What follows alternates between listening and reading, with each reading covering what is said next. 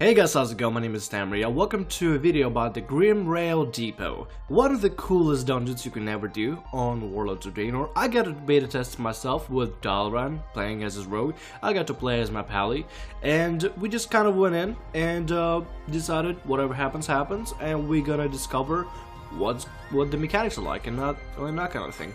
The ad pools are very easy for the entire raid, except some ads you actually have to CC. The dungeon feels very catty because there's some ads you can just steamroll through them. They're pretty easy to deal with. Some ads are a little more challenging because they have specific things that they do that either do a lot of damage or CC the party. And for those, you just gotta actually CC. So if you have a rogue, you gotta sap some targets. If you have a mage, you have to sheep some targets.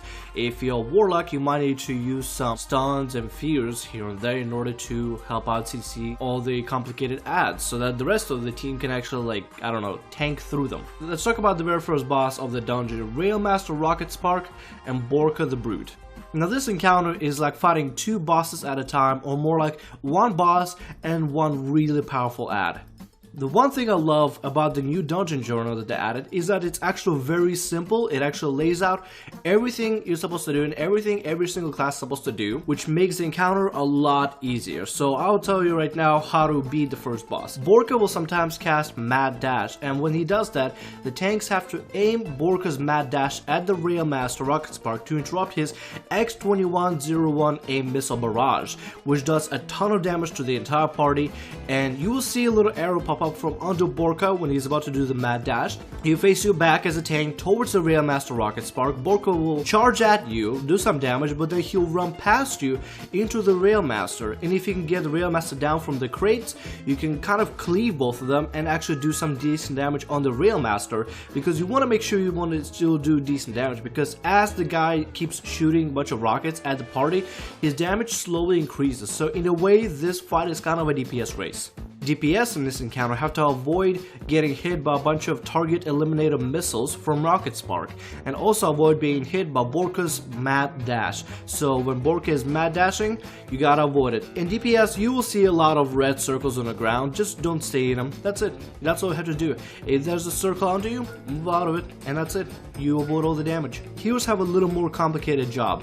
They have to avoid Borka's Mad Dash, avoid being hit by target eliminator missiles, and make sure to heal extra for when Borka uses his slam ability and when Rocket Spark uses his missile barrage ability. Those two abilities, slam and missile barrage, inflict group-wide damage, and that requires you to do a lot of AoE healing in order to cover everybody, or a lot of clever cleave and single target healing. The fight is very easy. It took us one attempt to do it. Even though our monk was Russian, we really didn't get to cooperate with him as well as I thought we would, but it was an alright fight. I was actually kind of pleased with it. After you run through a bunch of tram cards and have this western feel of running from tram card to tram card, just fighting little enemies here and there, you eventually will encounter Nitrog Thunder Thrower, which is the second boss of the dungeon.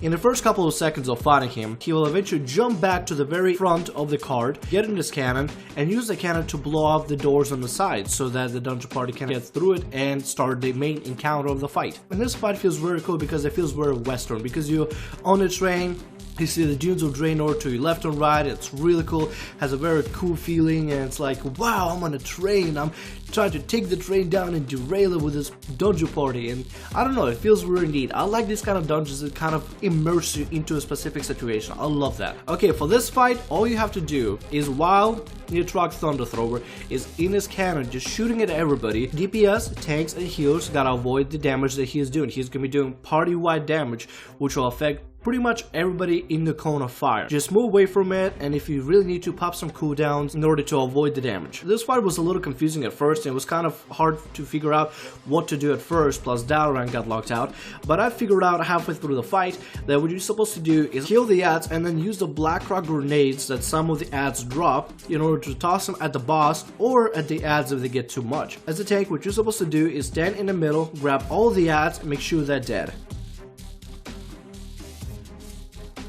As DPS, you're supposed to help cleave the ads and then take Blackrock grenades and Blackrock mortar shells and toss them at Nitrog Thunder Thrower, who is in his cannon.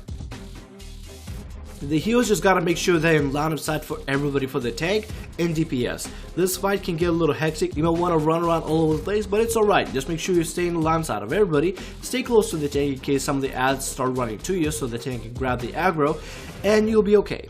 After you defeat Nitrock Thunder Thrower, you would just have to fight a couple of special ads that you'll want to tank separately. You might want to take only 1 or 2 at a time because they hurt a lot. The little abilities that the ads pop can hurt you. The shamans and high commanders and scouts have specific abilities that can hurt the entire party, so you want to make sure you take 1 or 2 at a time and CC the rest. After that, clear off the entire platform and then move back, because after you clear the entire last platform, Skylord Tolvosh will come in flying on an Iron Sky Reaver and will set fire to the front of the platform. That's why you want to move to the very back of that platform.